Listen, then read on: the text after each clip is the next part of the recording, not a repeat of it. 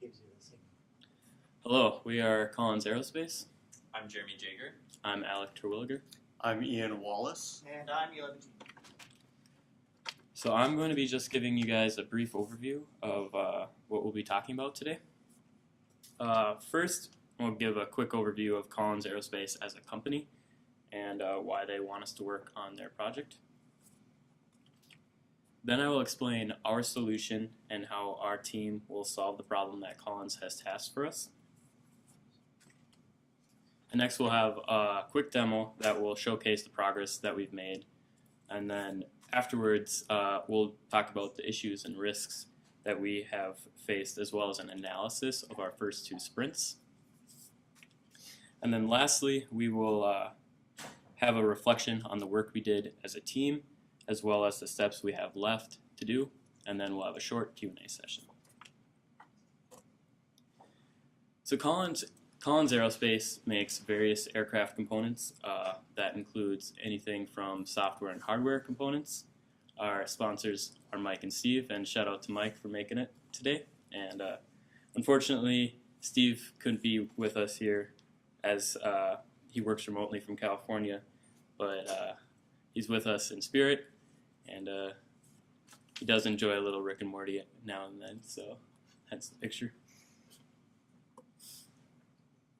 So what Collins has tasked for us is to give them various metrics, basically size and memory requirements on how to reliably transfer files or software components to an aircraft. And that basically means how many files we can create in a reasonable amount of time and how large those files can get. And of course, they also would like some API documentation and instructions on how to use the software that we create for them. So again, what Collins wants from us, basically they need us to be able to create a crate, and that means that we will securely encapsulate these files inside that crate. And we do that by digitally signing the crate, as well as optionally signing those crate contents. And then for uncrating, we need to verify the signatures of the crate to ensure that no files are missing, or files that have been added, or files that have been tampered with. And then finally, we need to be able to unpack the files for the user so that they can distribute them wherever they need to go. And lastly, we don't actually handle the physical transfer of the files. That is infrastructure that Collins Aerospace already has in place, so we don't have to worry about any extra security or encryption that would be entailed with that. So now I'm going to turn it over to Ian, and he's going to talk about the use cases. So as we can see here, we have two main use cases. We have a crate sender and a crate recipient. When a crate sender is making a crate, they need to be able to send files to our application. They need to send a certificate, after which they will receive a digitally signed zip file. The other portion of that is a recipient who wants to uncrate one of our crates. They need to send the crate to our application, where they would like that outputted, and then they will receive validation on that crate. So currently our schedule has been a large amount of requirement gathering, which we spent much of our first sprint on. Through that requirement gathering, we were able to come up with 11 overall user stories worth about 66 points. For our team, each point is worth roughly 1 man-hour or so. We were also introduced into the idea of research spikes, which are essentially user stories for the dev team to gather and prepare knowledge that will be used to complete further user stories. And the first two sprints included 5 of our development user stories and 4 research spikes, which means we are estimated to be at about 40% complete with the project. So what we've done in terms of research and implementation, we've had to learn how to use Docker and how to integrate that into our current workflow. We had to set up an Amazon Web Service hosting a Linux server, specifically Ubuntu, which will run our Docker container. We had to pass in files to an application, which then would be used to build a crate manifest. the application will then zip all of our contents together and return that zip file for download. So the specific flow of the application that you'll see in a demo coming up is the user will be able to pass certain files and directories over a web API to be created. The API reads through all these files, takes key information, and then compiles that into a manifest based on the ARINC 827 specification provided to us by Collins. The application then signs the crate with a PKI certificate. Currently, we will be using a dummy certificate for testing purposes. And then the API will return the zip file containing the files, directory, and manifest back to the user.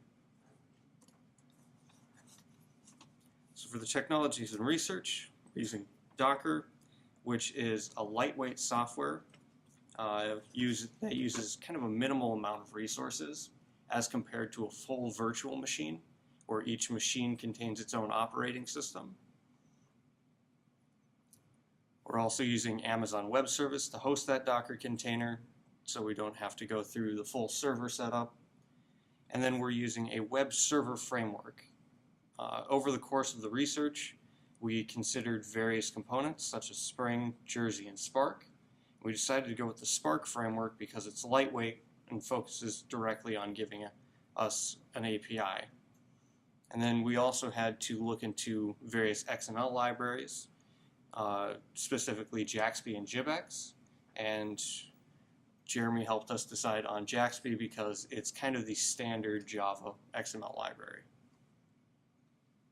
And so as we can see here with the high-level component design, just as how the program will work, we've got our Amazon Web Service that hosts our Docker container. That hosts a Getty server used by Spark, containing our crate builder and crate validator for creating and uncrating respectively. And then the Docker container also has our kind of demo GUI interface. So now I'll turn it over to Jeremy to go through the sequence diagrams. Alright, so yeah, we're going to take a look at the sequence diagram first for the creating process, just to get a better idea of how the application is actually working. So it begins with some actor, and this could be a user, it could be another application running in a different Docker container that's interfacing with our Docker container. But whatever this actor is going to send an HTTP post request to our web server. This is going to get handled by our controller, and then it will pass it off to the crate builder to actually build the crate. This is where the bulk of the work is going to be. And so that's going to handle the creating the XML manifest, digitally signing that crate, and then putting all the components into the zip file. And then that's going to get passed back as a zip file back to the controller. And the controller will send a HTTP response through the web server back to the actor. And the HTTP response will just be a downloadable zip file. And the next slide, we have the uncrating sequence diagram, which is very similar. The main difference here is the crate validator is being used instead of the crate builder. And so in this case, we're not actually building the crate. We have a completed crate that gets sent in through the post request, and then it will be validated in the crate validator, and the validation status will be returned back to the controller. And so a stretch goal would be to actually extract the contents of the crate, but for now we're focusing on the most important functionality of just returning the validity of it. And then again, the same as the creating process, that'll get sent back with the HTTP response. And then next we can go through a demonstration of our application. You can see here with the link that it's being hosted on the Amazon Web Services Docker container. So for our application, the most important thing is the API that we're providing. The GUI is just sort of a means to an end of testing, demonstrating, developing this API. And so we're just using a basic HTML web page for this. And so at the top you can see there is the button to add a new item. Now this item is some sort of software component specified in the ARINC standards. And you can just click the button to choose a file and browse your directories and select the directory that contains that software component.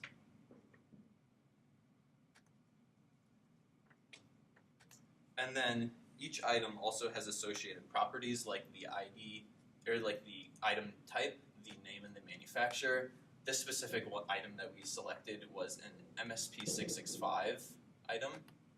These are just various items that are specified in the A-ring spec again. And then also, there are crate properties that apply to the crate as a whole. And so these are things like the crate ID, the crate supplier, and there are more optional ones as well that we have not included yet, since we're just focusing on the required ones for now. And then there is also, you can select any amount of files. So a crate can't just contain only the specific software components specified by A-Ring. It can contain any type of file, any PDF, any images. It doesn't matter what you want to create. You can put it into the crate. And so here you can select those standalone files. And then finally, the last file select is for the PKI certificate. This is what's going to be used to digitally sign the crate. And so for now, we have not implemented yet the digital signing part of it. So we're just going to select a random file. But eventually, we'd want to make sure that that is a PKI certificate that's being selected. And the final section here is being able to choose which method gets used for creating. So the 827 spec specifies 2 different methods that are possible to be used for the creating signing procedure. The method 2 only signs the crate as a whole, and then method 1 does that as well as calculating digest values for every single file in the crate. So method 1 is more secure and it's the preferred method. Once we have everything filled out, we can go ahead and click upload. You can see there's the progress bar at the bottom. That's something that we'll have to implement, where you can see the current status of the creating procedure, as well as any error messages or success messages that may arise. So, it's working on downloading there. You can see that the response from the server is a zip file, which is our crate. We can open that up to take a look at the contents to see the structure of what a crate actually is. So first there's the documents folder, and this contains any of those standalone files that we had uploaded. In our case, we just had a PowerPoint slide and a PDF. And then there's the parts folder. So this contains all of those software components that we had selected. In our case, we just had that one MSP665, which stands for, I think, media set part. And you can see here there's the file structure of the actual MSP, but that's not really too pertinent to our application since we just need to be able to create them. And then finally there's the crate manifest file. So this is an XML file. We can open that up. And we can see here that there are various properties and attributes that are associated with the crate. You can see some of these we pass through, like the ID, the supplier, and then some of these are automatically generated, like it's pulling out information about the crate items, as well as generating a timestamp for the creation date. And so we can see that the crate item list contains a list of all the crate items describing what exactly is in the crate. And so it automatically creates a crate item for each thing that we selected. And you may be wondering why there's 5 listed when we only selected 1. That's because an MSP actually contains multiple subcomponents called LSPs, and according to the A-Ring spec, it's supposed to also pull out an item for each of those as well. And so it contained 4, and so we have 5 in total. And again, like I'd mentioned, we only have the required attributes right now. Eventually, we're going to want to allow you to enter all of the optional ones that are specified in the spec document. But for now, we're just focusing on the required functionality there. And then the one last thing that is missing from this right now is there would be a signature element at the end. This is what contains all of the digital signatures that we've been talking about. Once we have that implemented, there will be the algorithms that were used for the sign-in, there will be the hash values, and then if method 1 was selected, there will also be those digest values for every single file in the crate. And then I will pass it off to Alec to give a demonstration of working with Docker through our AWS service. Right, so I'm going to show just a quick example of how we integrate Docker into our workflow. As you can see, this is our container running, up and running on Amazon Web Services. And here we are just using PuTTY to SSH into our Amazon Web Server. And I'm just going to run a few quick Docker commands to show you how it works. 1 second here. Must have timed out here.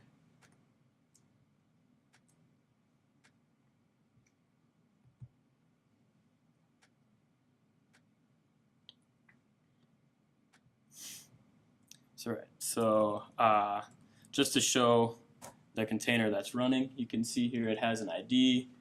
There's various other elements that describe that container. We can stop that container by using the stop command and just the first couple letters and digits of the ID, so D2A. And now if we run that same command docker ps, which lists all of our containers, you can see it has stopped running. So on the right side here, let me just change to correct directory. This is the command that we use to run the app here.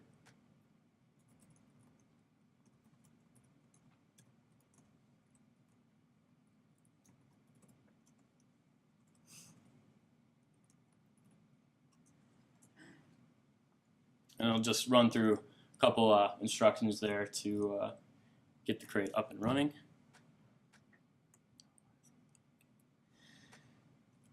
So the run command is very important because it has a couple switches there. Pack D is so we're not locked into the shell of the container when it's running. That's very important for us. And then the P is mapping the port 4567, which is how we will actually access it on the web page. So I'll just go ahead and do that.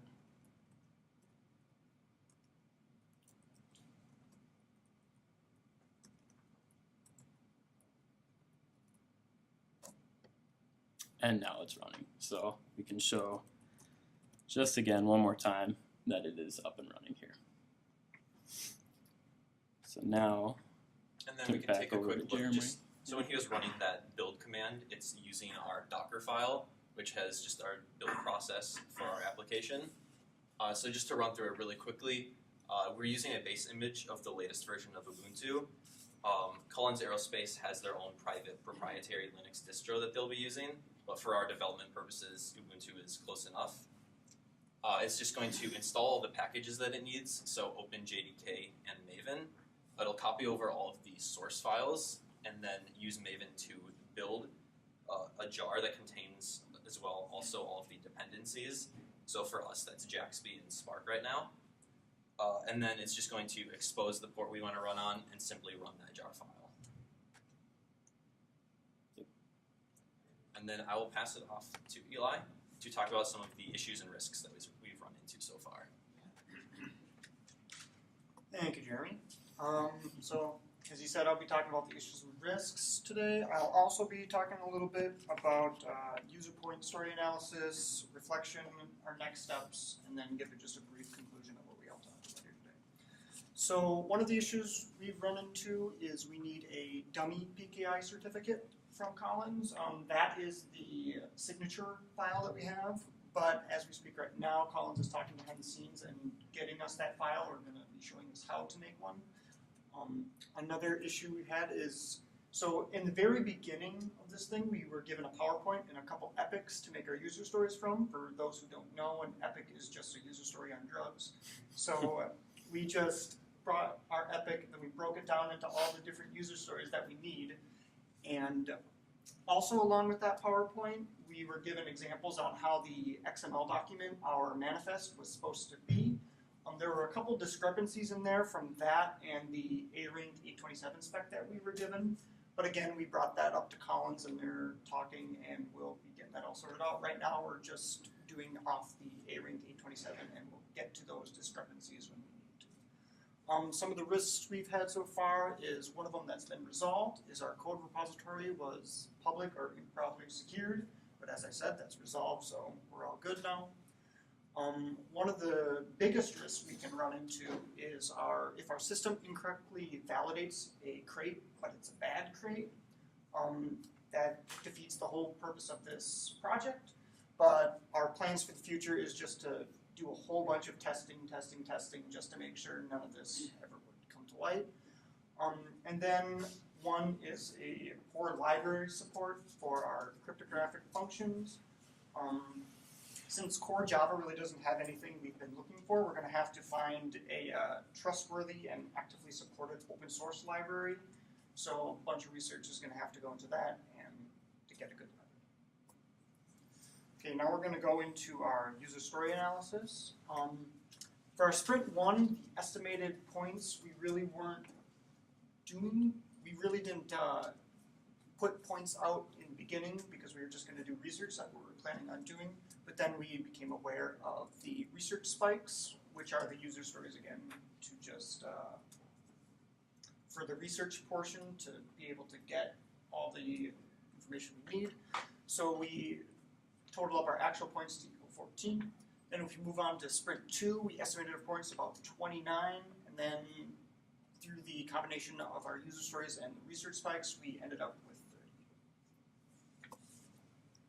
30. And a little bit of a reflection.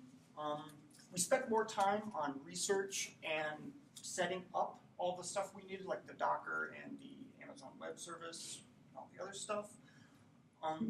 Like I said, took just a little more time than we were expecting. We expected to do a little more implementation. The testing was pushed back because our implementation wasn't at the level we thought it was going to be. But looking for improvements, since we now have the setup and since we now have the information that we need, we can now focus more on implementation. So all in all, it's slow but steady. Like I said, a little slower off the start than we experienced or than we were expecting, but we have no worries that we're not going to be able to get this done in time. Then our next steps, we have been able to make the crate, but we haven't been able to sign the crate, so that's step number 1. And then after we get that done, we get to the uncrating and the validation of that crate, and then throughout all of this, we're going to be writing our user guide and keeping our documentation up to date, and then testing, like I said before, making sure everything is up to speed and doesn't break. And then for a quick conclusion, what we talked about here today, we talked about who we are, who Collins is, what we're doing, why we're doing it. We gave a little design and a demo, and then we talked about the problems, risks, plans for the future. Then questions.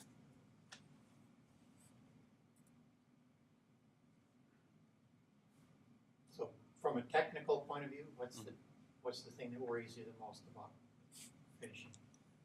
I would say just making sure that all of the digital signatures are actually signing properly, and we're able to use whatever cryptographic library that we find to actually properly implement all those. Yeah, we want to make sure that when we're testing the validation of the crates, that we're actually doing it correctly and not accidentally passing something through that shouldn't be passed through.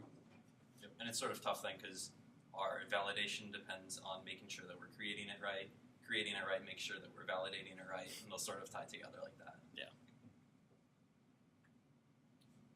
I guess, does Collins have other projects that also need to make use of cryptographic libraries that you might kind of ask around to see, hey, rather than us picking something that's now yet another different library, if nothing else, at least you've got consistent use of these across all of your projects?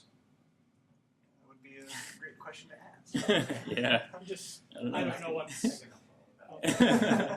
Yeah. For that consistency, we're not truly concerned with that at this point. What they're doing and what our plan is with this project is we'll probably end up taking it, using it for some performance metrics, and then deciding how to make it our own if we want to. Because we have to go through a formal process for something like this, where we have to review it. We probably wouldn't end up using Java, but depending on how it turns out, we might. But this is kind of a baseline for us. So and proof of concept and things like that. So. And there was a comment at the very beginning about how fast is it going to be? How many can you process? At the beginning, I didn't hear any more about that. Is that in tasks to be done? I didn't see. I mean, we'll probably implement that at the end. I mean, there's no point testing something if we don't actually have anything to test, I guess. So. I just didn't see it in the list. Yeah. That's sort of something that we'll need to work on. I guess we didn't have it up there, but once we have the full implementation, that's something that we can try to gather to get those actual metrics. Yeah. That would have to come after that. Any other questions? All right, thank you guys. Thank you. Yeah, thanks.